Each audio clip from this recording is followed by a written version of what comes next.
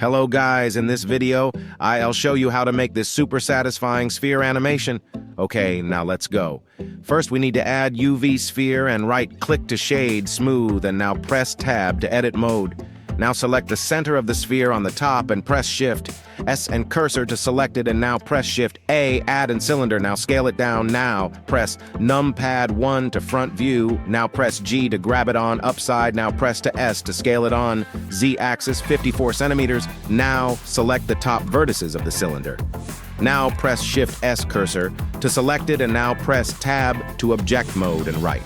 Click to set origin to 3D cursor of the now right click to shade auto smooth, and now it's time to animate this. First we need to add an empty plane on the top of the cylinder. Now first we select the sphere, and second we select the empty. Now press Ctrl PE to object, and now open the timeline, go to frame 1 and select the sphere. Press the numpad _1 to front view and rotate the sphere 50 centimeters, and now go to frame 60, rotate sphere -100.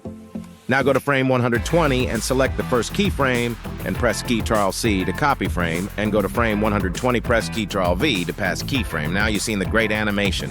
First we press numpad 7 for top view, and now select the sphere. And select the empty. Now press Shift D to duplicate this and rotate it tiny bit like this. Do same thing again and again, repeat this 2 or 3 times. Now select the all keyframes and duplicate this. And grab this like me. Now you've seen it's looking great, and now model it like yourself. All the material that I use, link in description.